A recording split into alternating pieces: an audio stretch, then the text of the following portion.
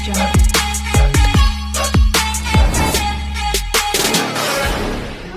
इस study video में मैं धीरेन्द्र कुमार आपका बहुत बहुत स्वागत करता हूं।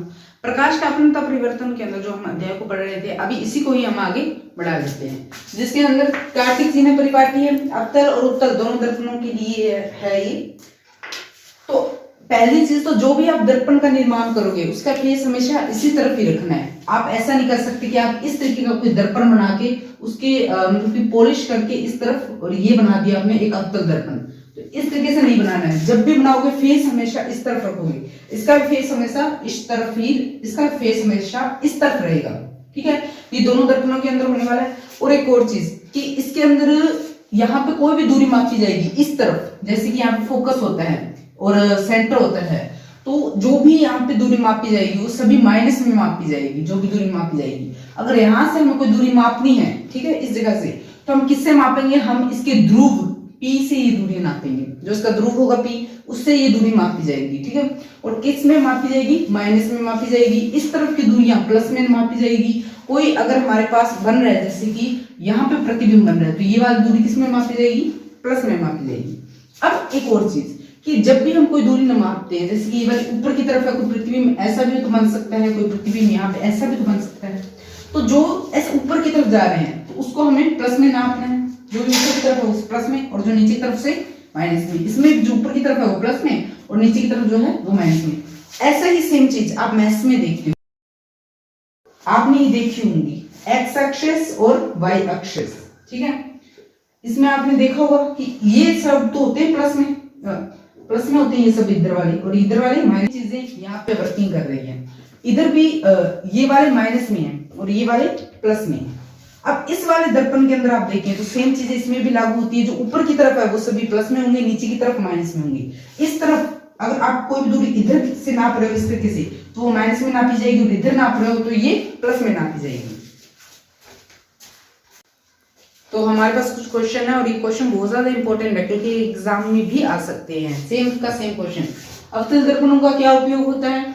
अवतल दर्पणों का प्रयोग सामान्यतः टॉर्च, सर्चलाइट यानी किसी को ढूंढने के लिए एक बहुत बड़ी लाइट होती है उसके अंदर, तथा वाहनों के अग्रदीपों में लाइट के अधिक क्षेत्र के लिए प्रयोग किया जाता है। शेडिंग मिरर में भी यूज किया जाता है। दंत चिकित्सक भी इसका इस्तेमाल करते हैं ताकि उन्हें सब कुछ बड़ा बड़ा दिखे। अब ये कैसा होता है, जैसे कि कोई भी वाहनों में यहाँ पे एक लाइट है, अब लाइट जैसे दिखने लिए लाइट है, अब यहाँ पे एक दर्पण लगा होता है। ठीक है, और ये कौन सा दर्पण होता है? अवतल दर्पण। ठीक है, अब यहाँ से जो लाइट निकलती है वो इससे रिफ्लेक्ट होकर कैसे ऐसे बहुत ज्यादा क्षेत्र में फैल जाती है। ठीक है, यहाँ से बहुत ज्यादा क्षेत्र में ये फैल जाती है ये वाली लाइट, तो इसीलिए इसका प्रयोग किया जाता है। और ये दंत चिकित्सक भी इसका उपयोग इसलिए करते हैं क्योंकि दांतों में वो दर्पण को डालकर तो देखते हैं कि कहाँ पे कीड़ा लगा है, सब कुछ बड़ा बड़ा देखे ताकि वो सब कुछ देख पाए। और बाकी है उत्तल दर्पण का प्रयोग कहाँ पे होता है?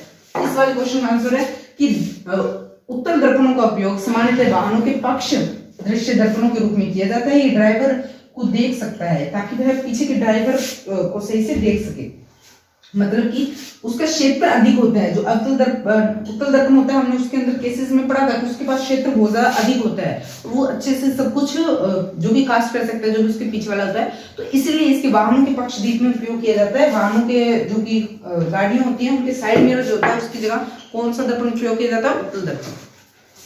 तो दर्पण सूत्र आ चुका है। दर्पन सूत्र को किस तरीके से एक्सप्लेन करना है, इससे क्वेश्चन बनेंगे, न्यूमेरिकल्स बनेंगे, और न्यूमेरिकल्स जरूर आएंगे। तो इसलिए दर्पण सूत्र पे देख लेते हैं क्या है कि 1/f equals to 1/v plus 1/u। अब 1/f जो कि ये है फोकस दूरी है, फोकस नहीं, ये फोकस दूरी है।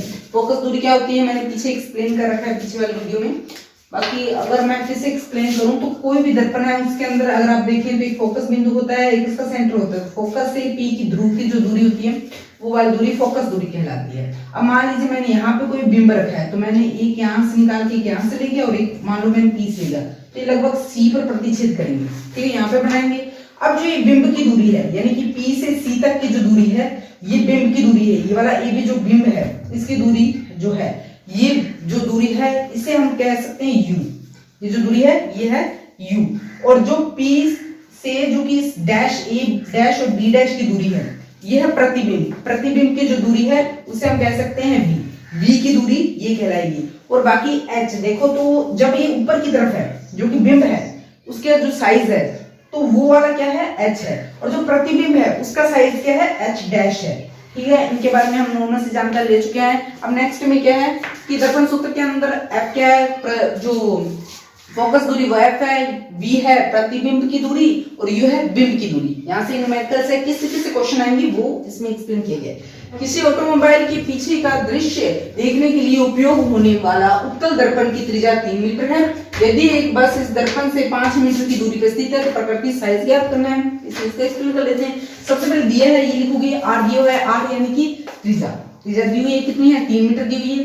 और क्या दिया हुआ है, u ये बिंब है, बिंब की दूरी 5 मीटर है, तो u बिंब की दूरी दे दी 5 मीटर पर। अगर आप एक चीज देखोगे इसमें लिखा हुआ है साफ साफ कि कौन सा दर्पण है, उत्तल दर्पण है। उत्तल दर्पण है, वैसे तो सभी दर्पण में ये वर्क करता है, पर जो उत्तल दर्पण होता है कोई बिंब दर्पण के अंदर तो हो नहीं सकता, दर्पण के बाहर होगा, यानी इस साइड होगा, और इस साइड कोई वो बिंब है यानी कि वो बस है। और अब जो वो बस है वो इस साइड होगी तो किसमें मापी जाएगी, ऋणात्मक में, इसलिए u किसमें लिया हमने, माइनस में लिया है। ठीक है, अब क्या ज्ञात करना है, v ज्ञात करना है, v यानी कि प्रतिबिंब की दूरी।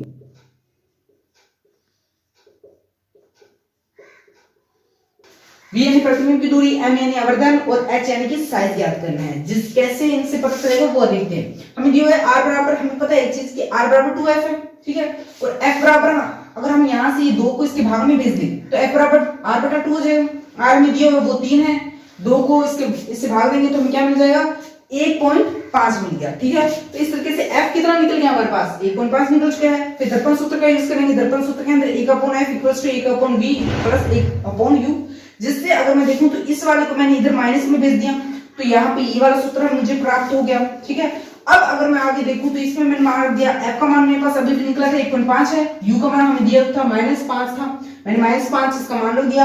अब यहाँ पे माइनस माइनस प्लस हो गया, तो इसके बाद में ये वाला केस आ गया, इसके अंदर भी प्लस हो गया। अब मैंने इन दोनों का लघुत्तम ले लिया, लघुत्तम लेने के बाद कितना आया, 7.5 आ गया, और इन दोनों को फिर जोड़ दिया। जब मैंने इन दोनों को जोड़ा तो 6.5 आ गया, ये 7.5 आ गया, और 1/v जो कि चल रहा था।